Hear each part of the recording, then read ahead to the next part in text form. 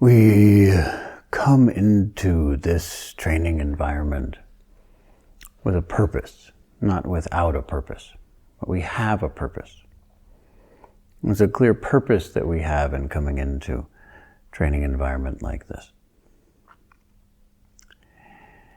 And in order to clarify that, we chant it every morning. We say it every morning.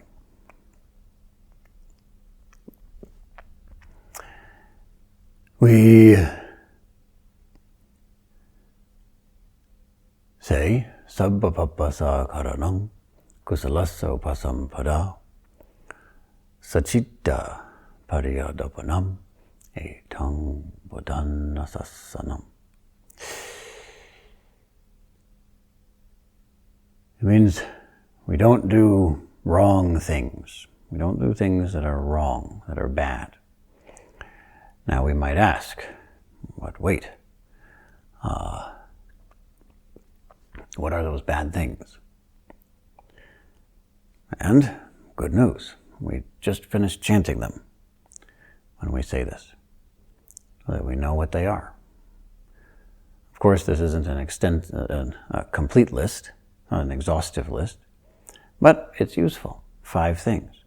We're going to strive to learn how to stop killing, strive to learn how to stop stealing, strive to learn how to stop hurting people, causing harm with sexuality, strive to learn how to stop lying, stop deceiving, and strive to learn how to stop making use of addictions as ways of avoiding problems. These 5, it's a good start. Just these 5 are a huge assignment. Learn how to overcome these tendencies. It's not so easy. We may feel like, well, I'm not actually shooting people with a gun, so I'm finished with the first one. But that isn't really true. There are plenty of things we do that cause harm to other human beings, the ways that we live. For example, the way the economy functions.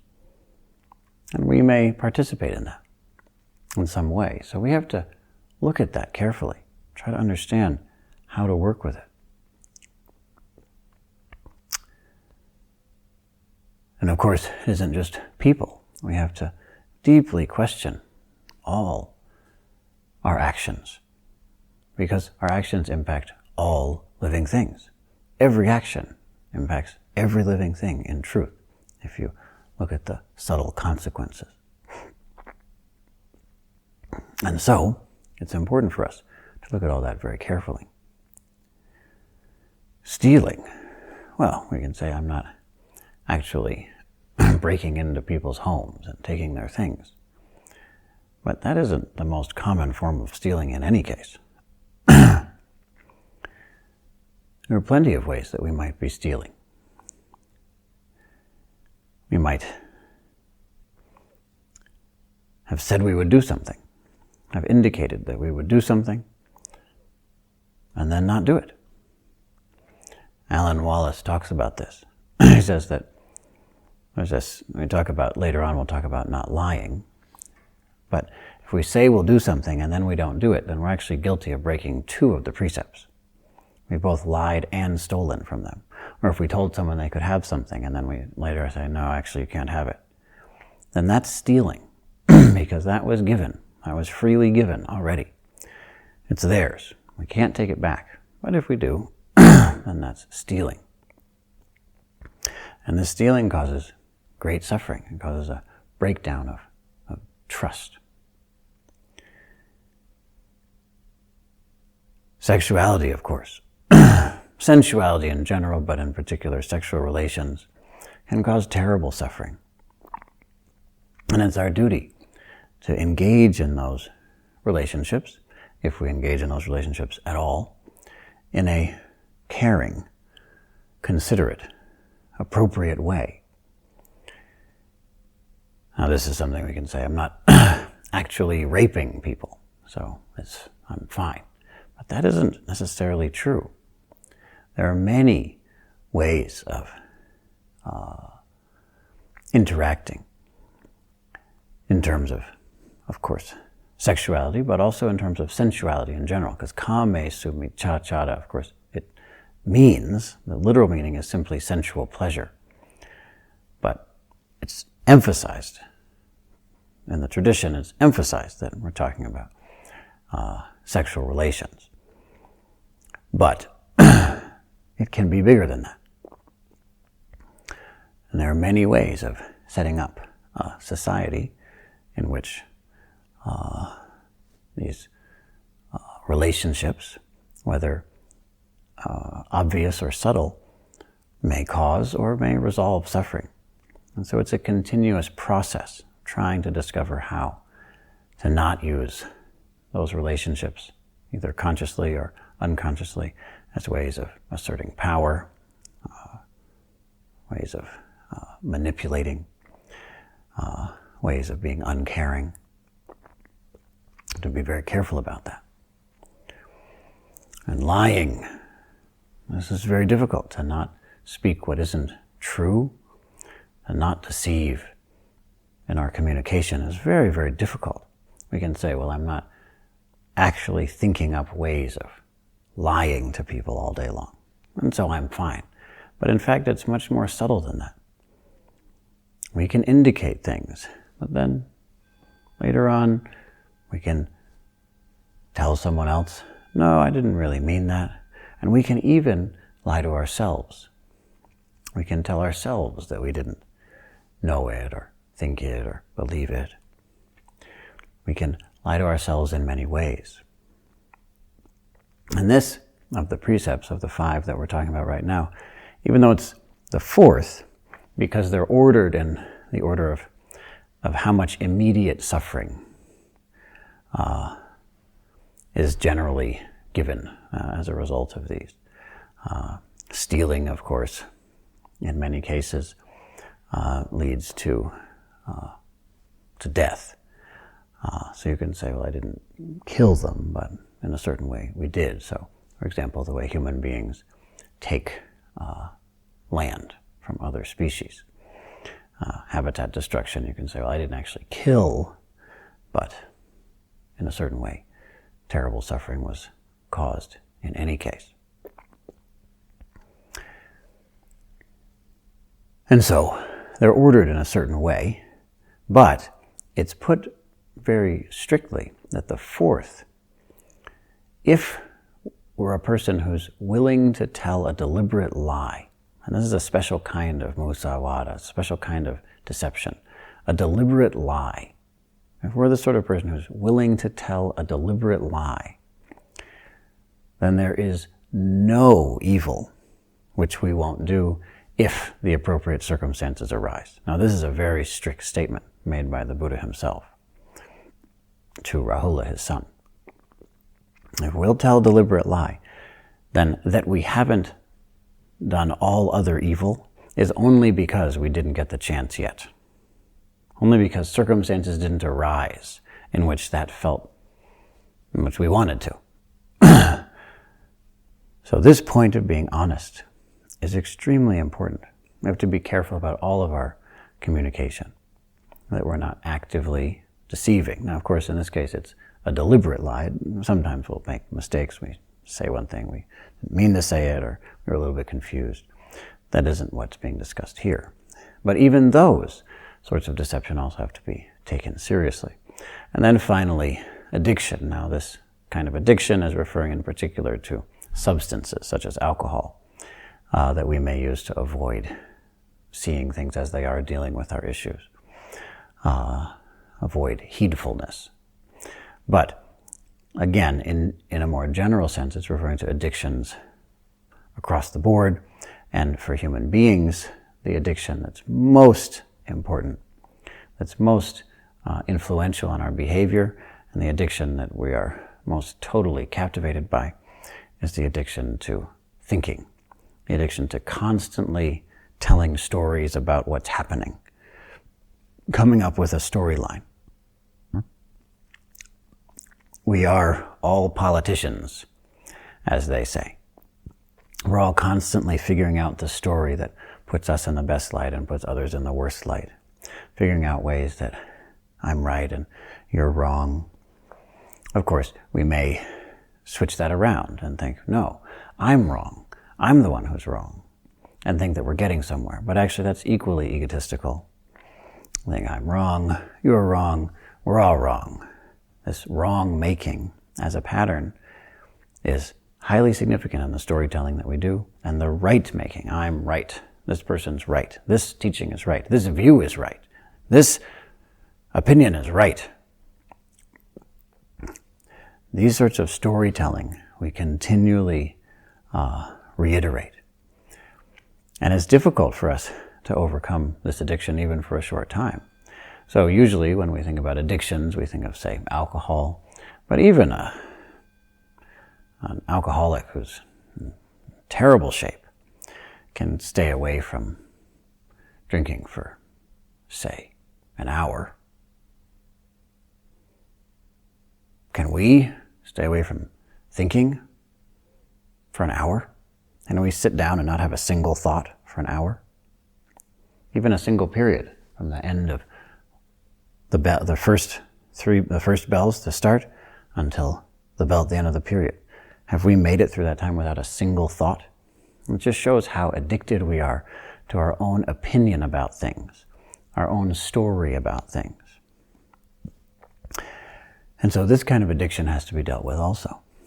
So we clarify what the bad things, the evil things are.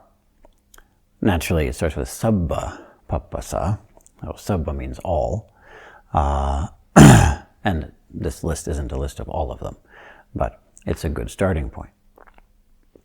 Having done that, we kusalasa upasampara, we proceed skillfully. We move forward in a skillful way, which I'll talk about in a moment. And why, though?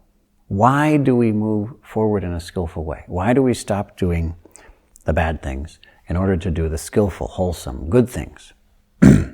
Why is that? And so with the third line, it's explained. Sacitta pariyodapanam. Pariyodapanam means purify. Very simple. But sacitta consists actually of two different words. Sa and citta. This sa is the Pali, simplified version of sva, which is in Sanskrit, which means self, or our own. So our own mind. Why do we do all this? In order to purify our own mind. In order to purify our own mind. Now, it's interesting because we were just talking about addiction. And I, as some of you know, was visiting another teacher who's leading a community similar to this one. And she was speaking about the various people who come and train there. And she said with a wistful smile, her name's Chozen, is very soft, light, but deep, very deep person. And the wistful, her own sort of, if any of you have met her or ever meet her, you'll know what I mean when I say wistful smile. Her smile is the wistfulest smile. So she gave her quintessentially wistful smile. Said, "Ah, yes, it's so wonderful when addicts come to train. It's so wonderful. They're the best. They understand this path better than anyone." And I said, "It's true, actually. That's my experience too. But why do you think that is?" She said, "Well, they figured out two things. They know two things that very few other people know. The first one is that there's just no hope. That's it. They've totally given up on their life. They know there's no hope out here. It's hopeless. There's no way forward that's worth moving forward on. They've totally lost hope in everything. I've often said that I'd like, especially after we build the zendos, I would always like to put up a sign over at least one of the zendos that says, "Abandon all hope, ye who enter here." I think that would be a very good motto. Every time you walk in, you see it. Say, "Oh, right, that's what we're doing. Start by abandoning hope." Okay, good. But as we all know, it's the last thing we want to do. We don't want to give up all hope. We want hope. We say, you know what I'm going to do? I'm going to try some meditation. If it works, then good. But if it doesn't, well, then there's always video games. So that's good. Or there's always this kind of relationship or that kind of drama or this kind of profession or that kind of entertainment. There's something else, though. It'll be okay, even if this doesn't work. Something will. But addicts, no. Nope, nothing will. Nothing. It's not going to happen. The video game isn't going to solve the problem. The relationship isn't going to solve the problem. Why? Well, because even alcohol didn't solve the problem, and that's the best way of avoiding problems there is. It really works for avoiding problems until your entire life falls apart, which it was already doing.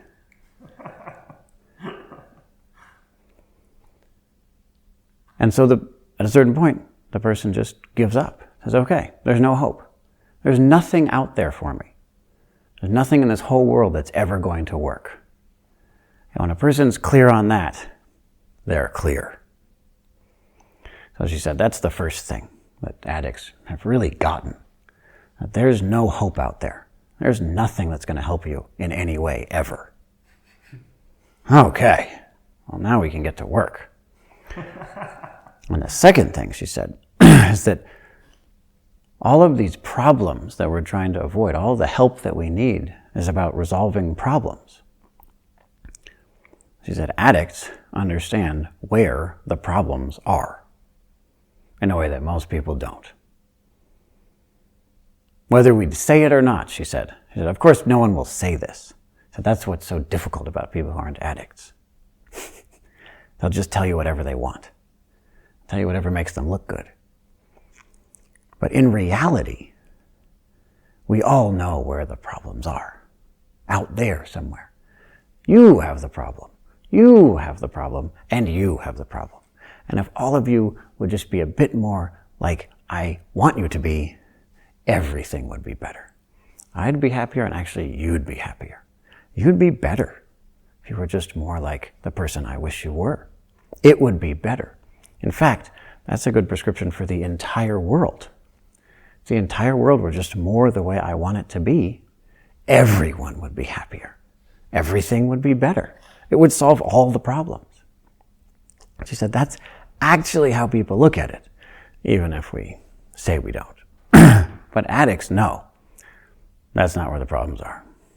They look around and they don't see the problems out there. They see a hopeless world, but they don't see problems out there. This is how she's saying it. Addicts understand the problem is in me. The problem is on the inside. And so no matter where I run, and no matter what I say, and no matter what I believe, and no matter what I do, no matter who I talk to, no matter what happens, the problem will be in exactly the same place it is right now, which is right here. Wherever I go, the problem will be here. And then I'll go somewhere else and the problem will still be here. Because the problem is here. It's not there. The problem is here. And because of that, she said, addicts have power in a way that other people generally don't. Because there is something we can do. We can deal with what's right here. Most of us spend our whole lives trying to deal with what's out there. And we just waste our lives because we don't have access to what's out there. There's nothing we can do about it. It's just out there somewhere. Just by observing it, it's out there. We've already defined it as something we don't have access to. If the problem is in you, That may feel encouraging to me. I feel good, okay, good, the problem's in you. But actually, I've just disempowered myself. Now I can't do anything about the problem because I don't have power over you. Now you're the one who has power. I've given up my power by saying that you're the one with the problem. It's better if we hold our power and we know, I can do something about this because the problem is right here. The problem is accessible to me. There's something I can do about it right now. And so in a strange way, by giving up hope and by accepting that the issue is right here, we found, for the first time, a path forward that's worthy of hope. Very paradoxical. In a strange way, by understanding the problem is here on the inside, paradoxically, we've become more powerful, more confident. It's very strange. But that's how it is, as she was talking about it. Therefore, the word that starts the sentence, sva, or just sa in the way that we pronounce it, from the Pali, that word, our own citta, our own mind, citta is mind, our own mind is what we purify. We don't look around for someone else's mind to purify. Right here, this is what we purify. And there's no time that's more important for that than right here in a retreat, right here in an awakening week. Right here, we do this right now. We do the technique right now that's capable of helping us to purify our own mind. In that way, because we purified our own mind, we know, for the rest of my life, I'll be happier and more skillful. It's great. Very different from if I find somebody and say, oh, if you would change and the world would be a better place, because soon enough we'll just leave them, right? They'll just go their own way and I'll go my own way, and then all of the benefit that I was hoping to get from their changing into the person I want them to be is all gone, just because I went away from them. So that isn't very effective for us. Instead of that, I say, I'll purify my own mind so that for the rest of my life, I get the benefit of it. Now you might say, but wait, isn't that selfish? Wouldn't it be less selfish if I constantly blamed everyone else for everything? Because then they could change, right? And then they could be the happier for their whole life rather than me. So shouldn't I be the one who doesn't improve my own mind and I instead improve everyone else's?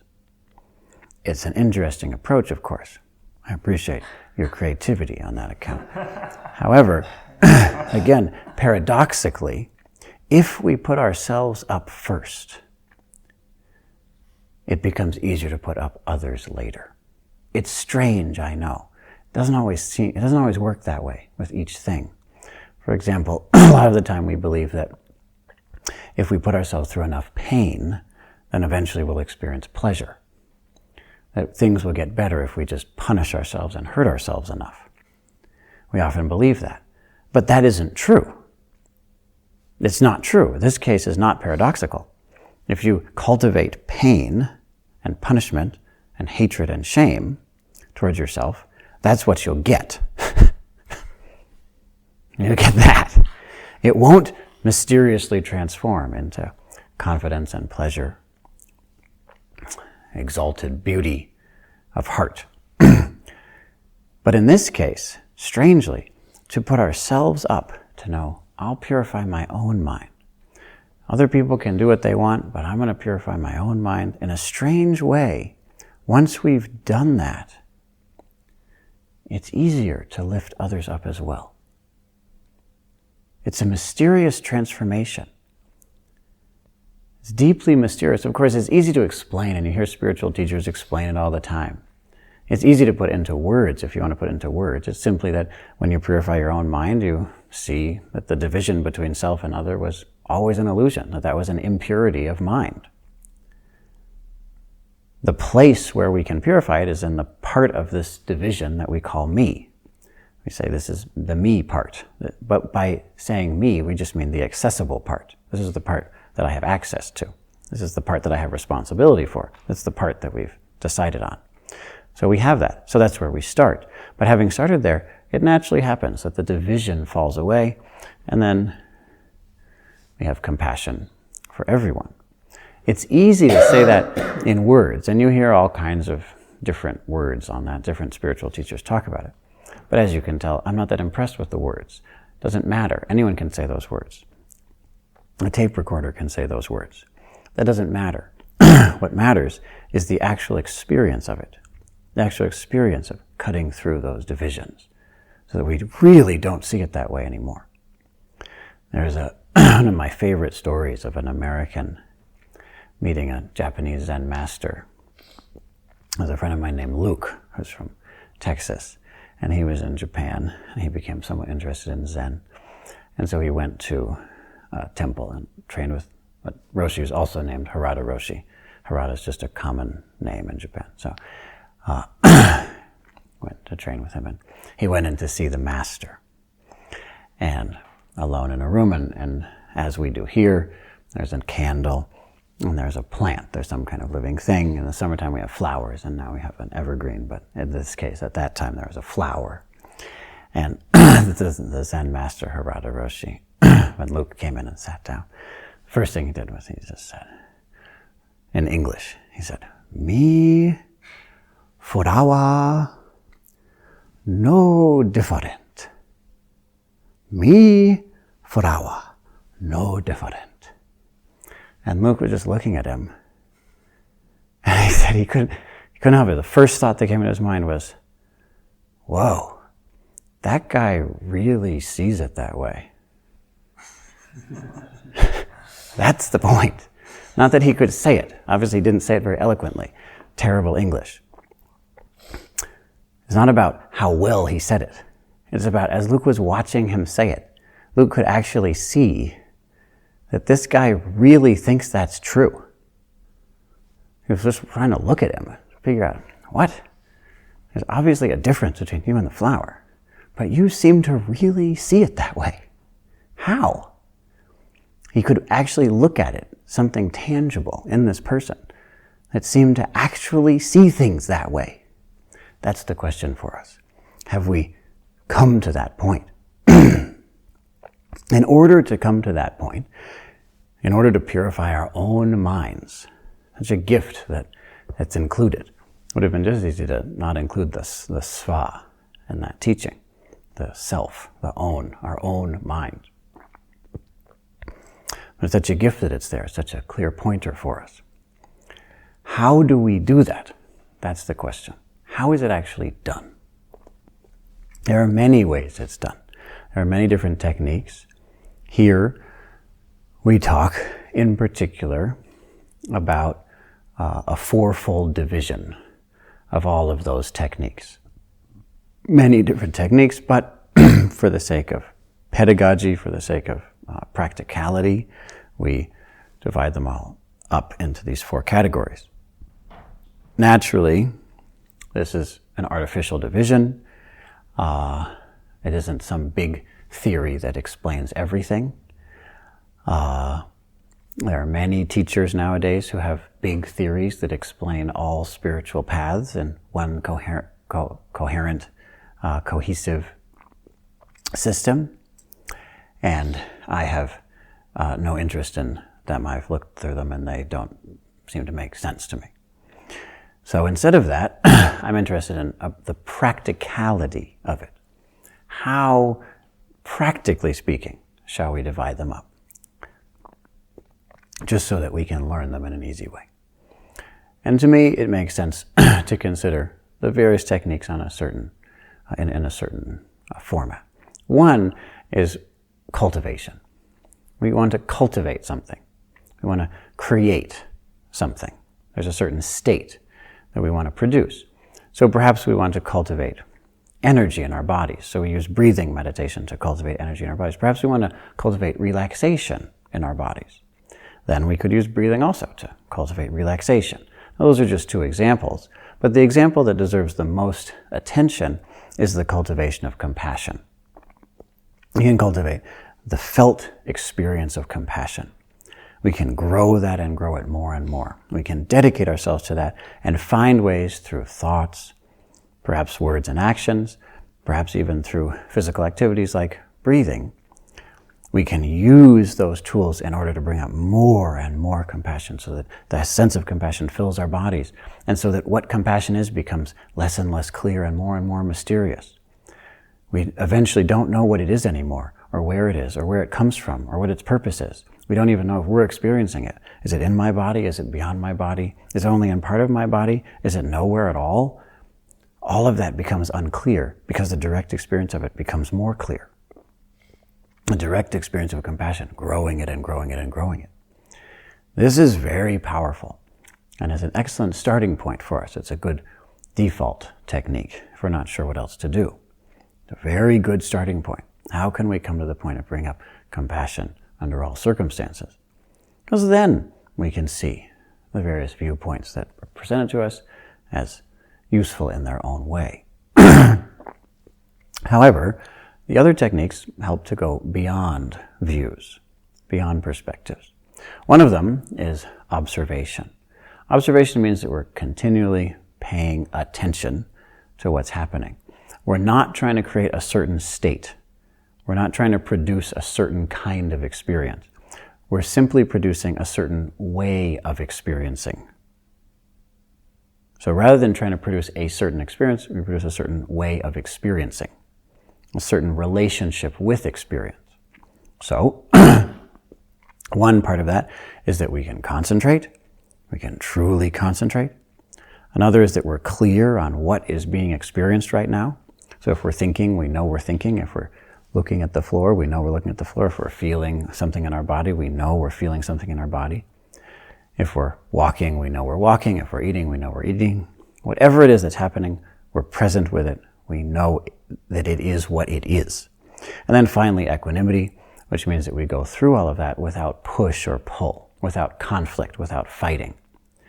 So if something comes up, we allow it to come up. If something passes away, we allow it to pass away. We don't turn it into a fight in either direction, either by grabbing on or trying to avoid. There are many different ways of doing observation. One is breath observation. We stay with the breath and pay attention to what it feels like. What is the feeling of breathing?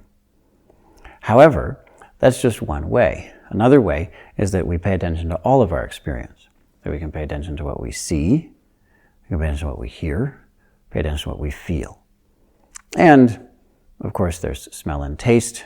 And if those are coming up, we can simply include them as a kind of feeling, a kind of body experience, if we wish.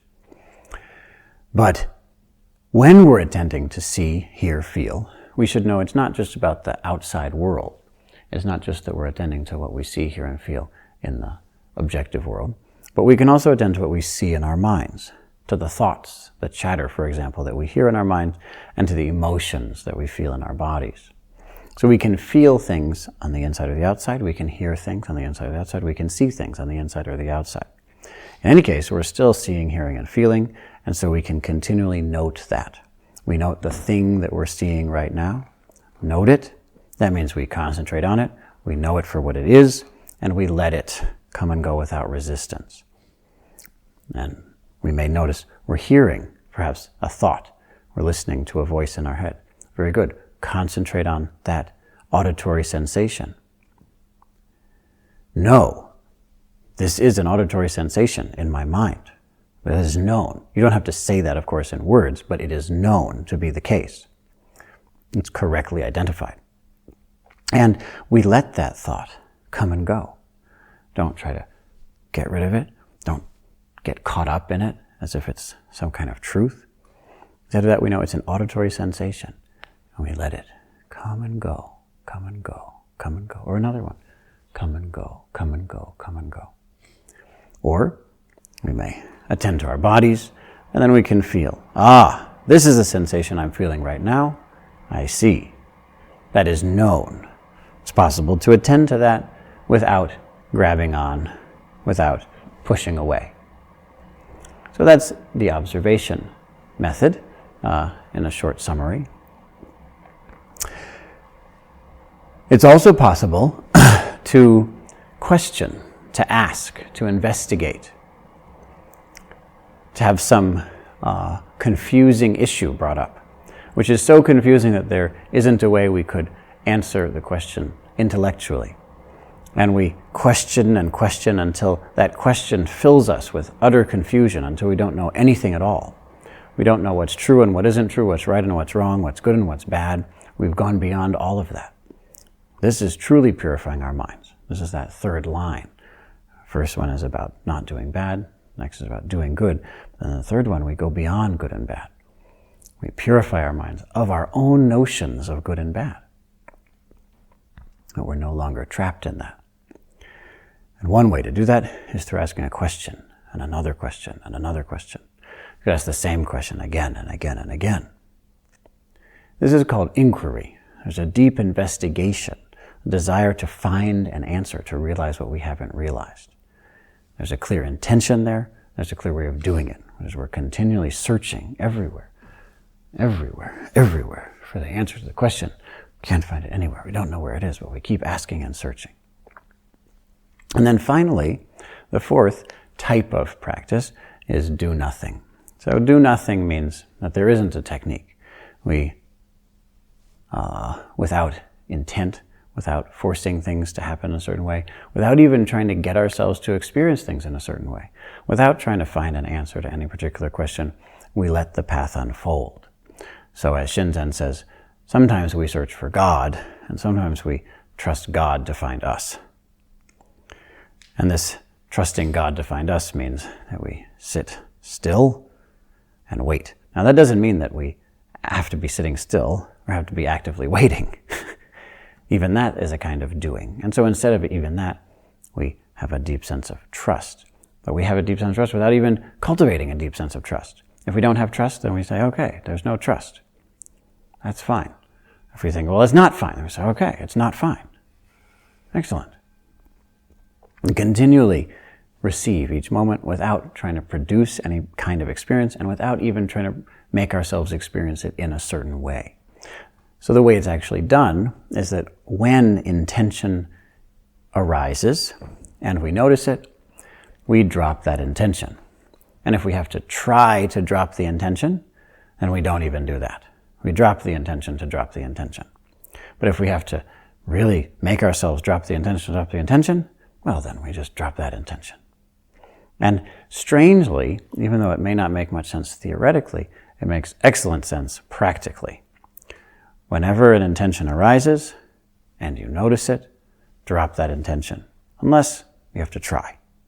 If you have to try, then just don't. Don't try. If you have to try to stop trying, fine, don't do that.